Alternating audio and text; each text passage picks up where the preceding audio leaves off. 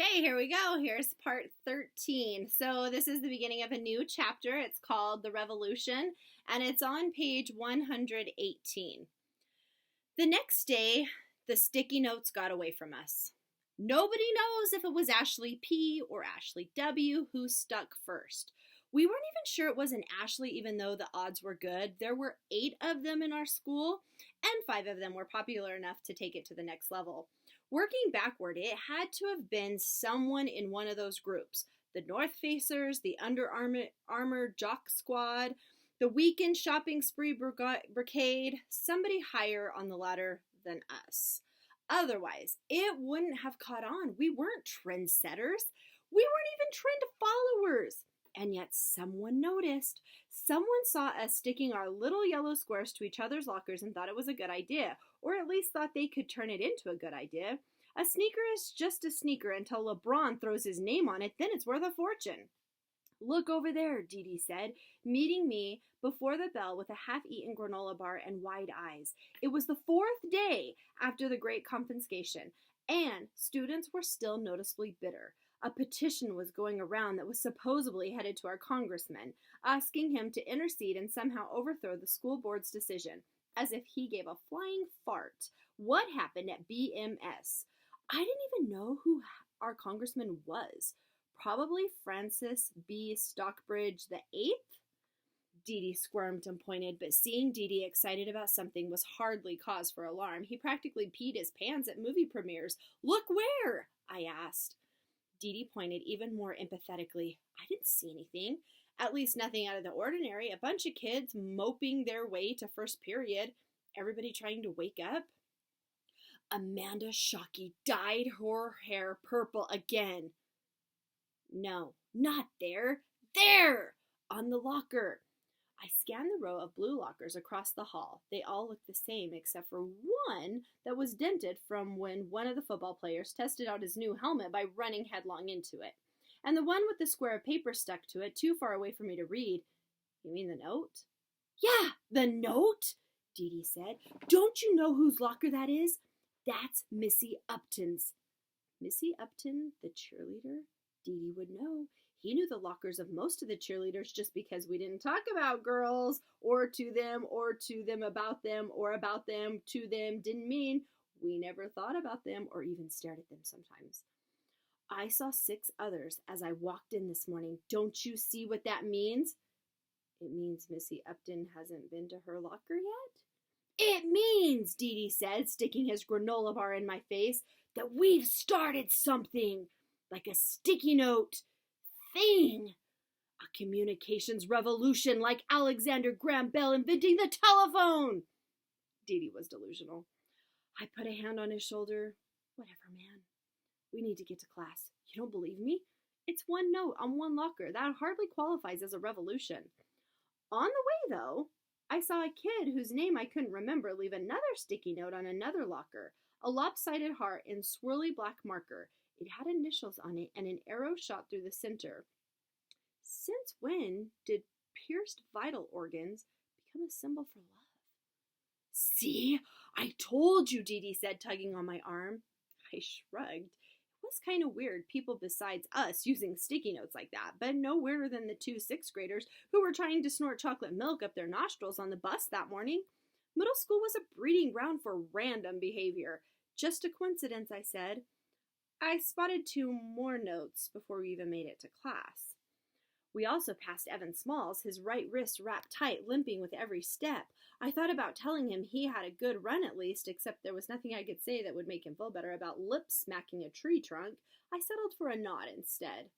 I stepped into Mr. Sword's class to find my seat taken, the one beside Wolf, the one I'd sat in since the first day of the year. Rose stood up as soon as she saw me. I was keeping it warm for you, she said as I came over. Wolf laughed, and I wondered if this was some kind of joke at my expense. I looked around and saw a few other students watching us. Jason Baker had his tongue in his cheek, one eyebrow cocked, supervillain facial accompaniment to the phrase, well, well, what do we have here? I just ignored him. I was sure I would hear about it later. As she passed me, Rose whispered in my ear, try not to melt. Try not to melt? Keeping it warm? Frosty the Snowman. I got it. I sat down slowly and watched Wolf watch Rose head back to her usual place by the door. Cameron Cole whispered something to Noah, Kyle behind us. There was zero doubt in my mind that it was about me. I told myself I didn't care. We were just talking, Wolf said. I nodded. My seat actually was warm. I was about to ask what exactly they'd been chatting about when Mr. Sword bustled in with a big stack of paperbacks and started passing them down the rows. The class immediately hushed, not because we were being polite or anything, but because the man was wearing a toga. You could see his usual sweater and pant combo on underneath, but it's still the sort of thing that gets a class's attention. It's Shakespeare time, Mr. Sword said with way too much enthusiasm. The collective groan could probably be heard clear in the other wing of the school. A copy of Julius Caesar landed on my desk. The picture on the cover at least looked promising, bloody daggers and a dead body. Still, I could think of about 147 other writers I'd rather spend the next 2 weeks with. Supposedly, Mr. Sword taught Julius Caesar every year. Maybe it was mandated in the curriculum, or maybe he just liked it that much. He did own his own toga. Dee Dee leaned over to Wolf and me. Caesar dies, he said. Don't need to read that now. I slapped the book against my desk with mock irritation. The cover and ancient history kind of spoiled it before Dee Dee could. I read the Spark Notes already, Dee Dee continued. They all conspire against him and stab him over and over again. But it's all right, because all the people who murder him end up killing themselves in the end. You're right, I said. That makes it all better. Wolf didn't say anything. I had no idea what he was thinking, or even if he was listening. He laughed, and I realized that he was reading something scrawled on a note that he had hidden in his lap beneath his desk. Judging by the handwriting, I guessed it was from Rose. Back at the front of the class, Mr. Sword started in on the history of ancient Rome. Necessary background for understanding what we were about to read. He put several names on the board. Julius Caesar, Marcus Brutus, Gaius Caius Longius. Gaius Longius? Seriously?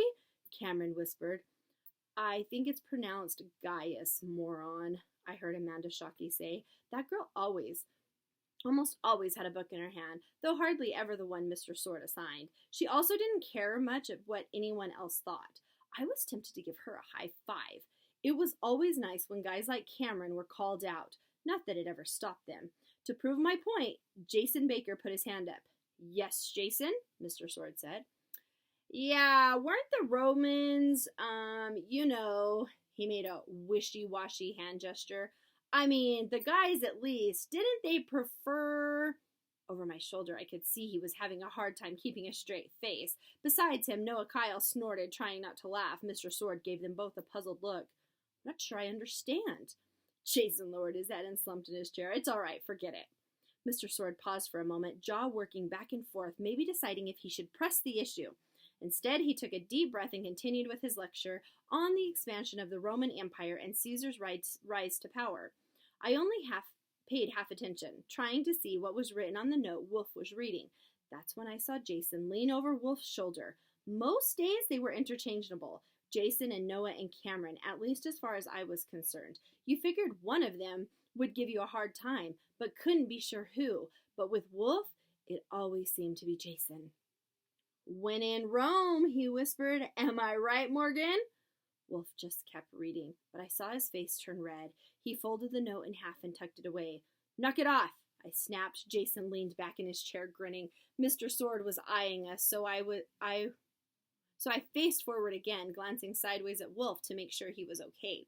He stared at the front of the room, fist in his lap.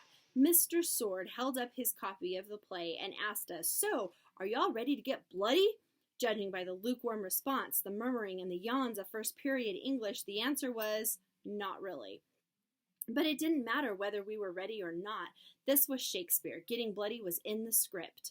Over the next 3 periods, multiple sticky note sightings confirmed Dee Dee's suspicion. We really had started something. Not on purpose, of course, but the ripple effect was undeniable. The yellow notes sprouted like weeds. It wasn't completely out in the open yet, though. Most of the notes were still passed under desks or palmed and transferred via high five. Some were left on backpacks or attached to shoulders in passing. I saw 2 traded in English, another 4 in social studies under Miss Hostler's nearsighted eyes. Saw quite a few more posted in the hallways. Most of them were innocent smiley faces and questions about weekend plans. This wasn't the start of the war so much as the buildup of arms. I did spot one plant foot here with an arrow pointing buttward, attached to the back of Winston Furman, a kid perpetually teased for being 2 grades ahead in math. I was going to tell him what was sticking to him, but by the time I'd made up my mind, he'd already turned the corner. The note would probably fall off on its own before anybody followed its instructions anyways. Not surprising, there was a note on my locker as I went to drop my books off before lunch. It had Dee Dee written all over it. Viva la Revolucion! I tucked the sticky note in my copy of Julius Caesar, figuring it would make for a fitting bookmark, then met up with Bench on the way to lunch. Did you see? See what? I asked. All the sticky notes. They're showing up everywhere. I saw some. Bench's tone was clipped, preoccupied. Dee Dee thinks we started something, I pressed.